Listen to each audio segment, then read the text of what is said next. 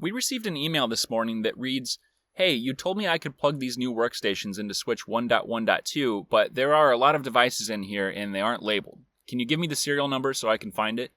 We certainly can do that. Let's head over to the switches page in the dashboard. This page lists all of the switches in the dashboard network, which in this case is San Francisco. And we've already named them all according to the closet that they're located in, so we can simply search for 1.1.2.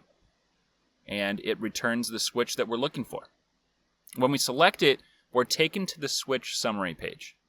The reason I call this the summary page is because the summary tab is selected.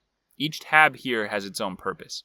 The purpose of this summary page is to summarize key information about the switch.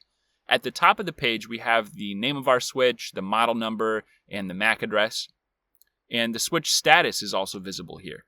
This reflects the same status that you would see on the switches page.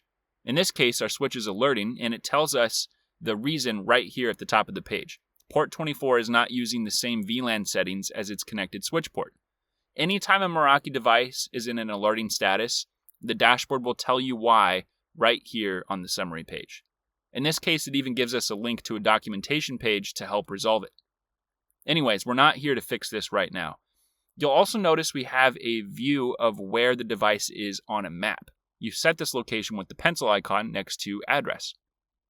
Then we have management IP information, which is the information the switch uses to communicate with dashboard, the serial number, and any tags or notes that have been added, and the current firmware version the switch is running.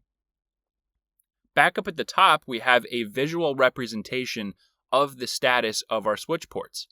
As you hover over these ports, you get more info about the status.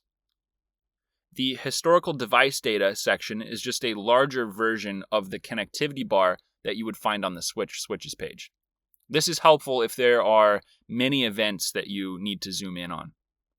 Finally, we have a graph that aggregates all of the client usage on this switch and the list of clients seen on the switch for the designated time frame. Now, let's not lose focus. We came here for a reason. We were asked for the serial number of the switch. I'll scroll back down to the bottom, and there it is. That's all we need.